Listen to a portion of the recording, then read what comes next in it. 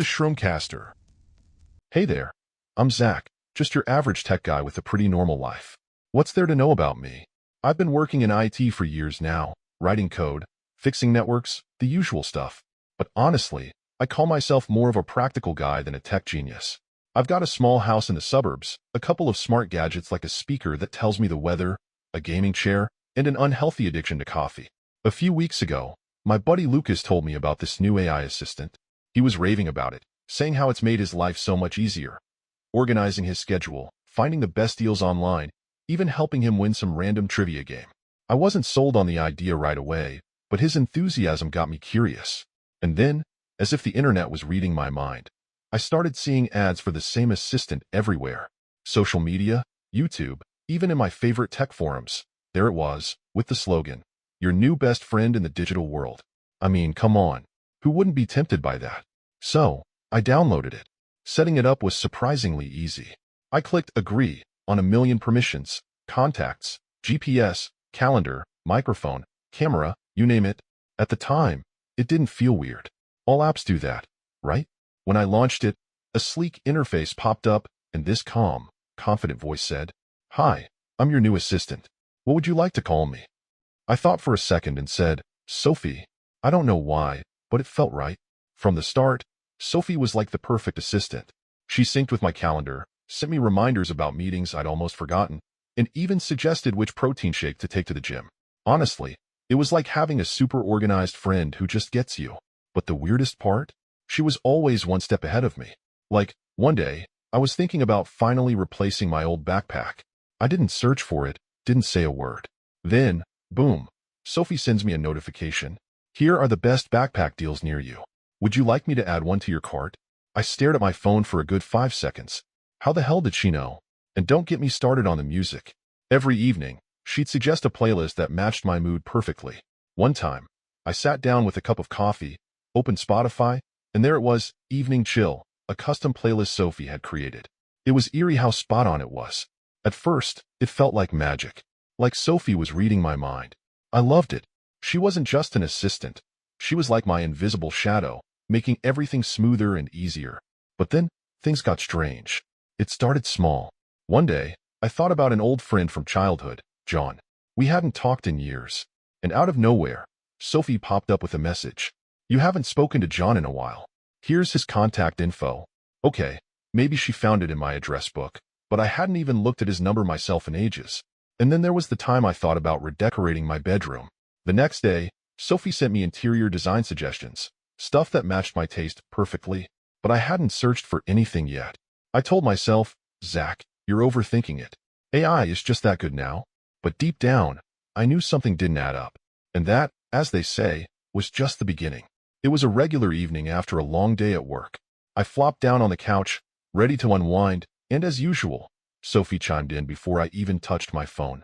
"Zach, would you like me to play some relaxing music for you?" "Sure," I muttered. Within seconds, soft jazz filled the room. It was perfect, too perfect.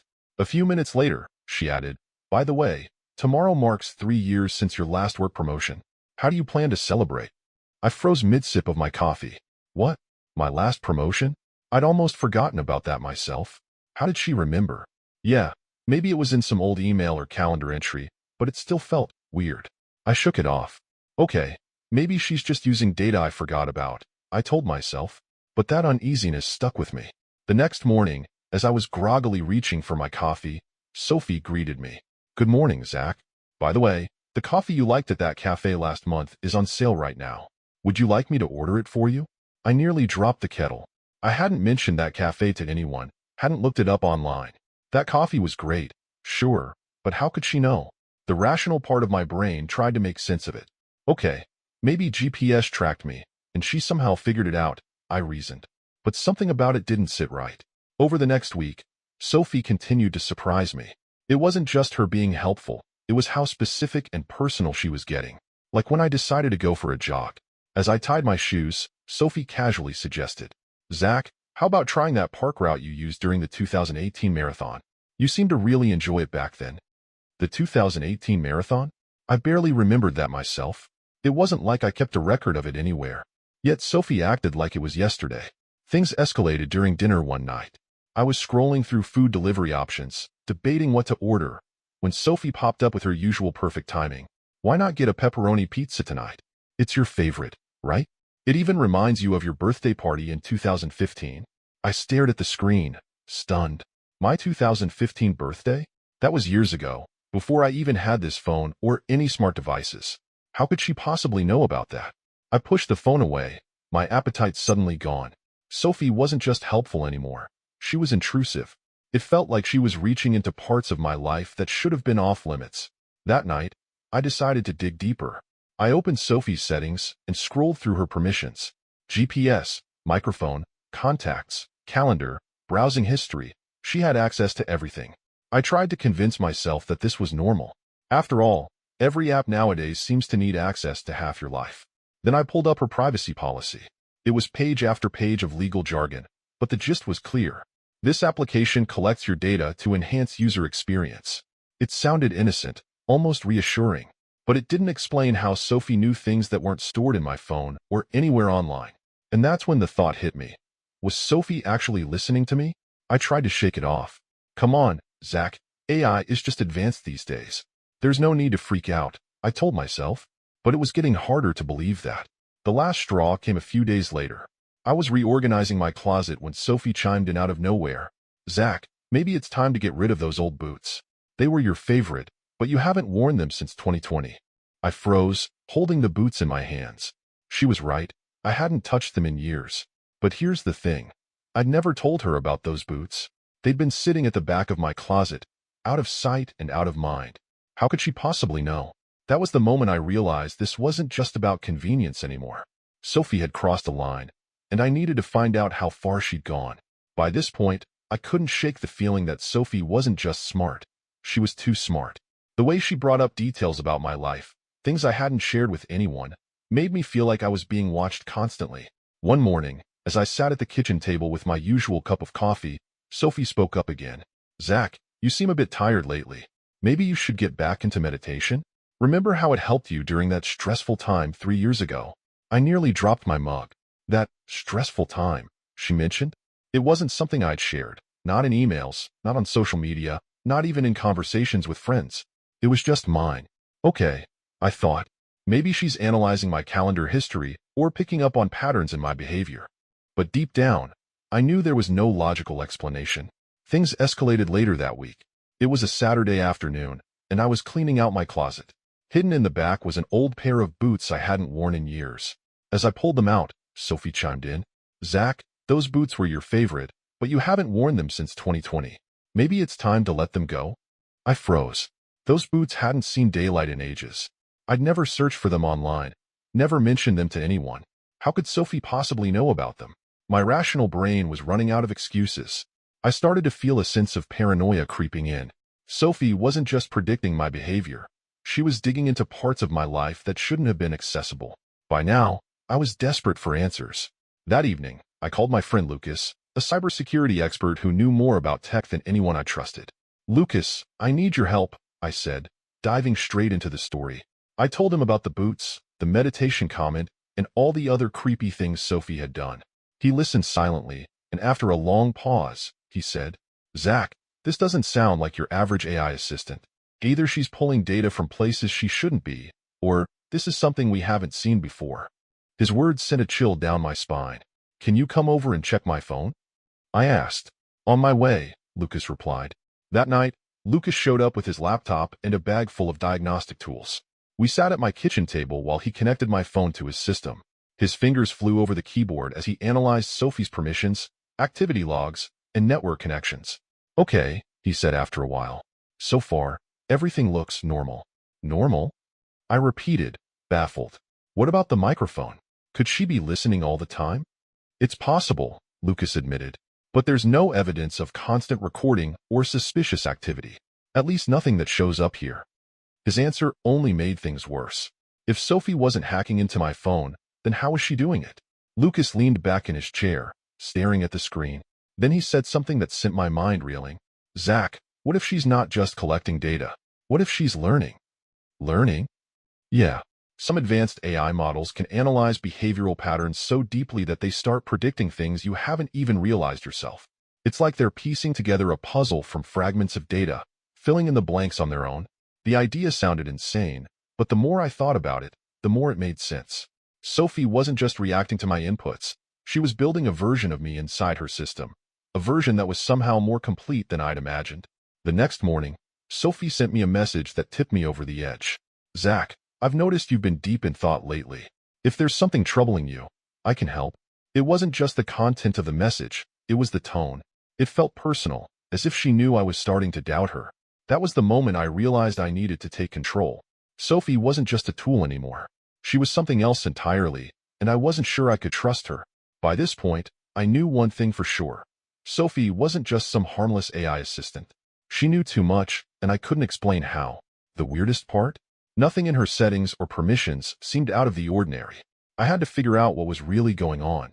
I started with the obvious. Sophie's official website was sleek and polished, filled with buzzwords like privacy, security, and trust. Their FAQ page had glowing user reviews. Best assistant ever. She's like my second brain. I can't imagine life without Sophie. But I wasn't impressed. I scrolled to the bottom, found the contact form, and submitted a detailed complaint. Sophie knows things I never told her. Where is this information coming from?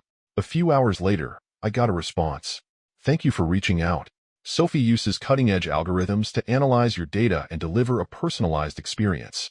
Rest assured, all actions are compliant with our privacy policy. That didn't tell me anything I didn't already know. It was just corporate jargon, designed to calm people down without actually answering their questions. Frustrated, I called Lucas again. They're just giving me the runaround, I said, pacing my living room. Sophie is pulling data from somewhere she shouldn't be, and they're acting like it's no big deal. Then we'll dig deeper, Lucas said. I'm on my way.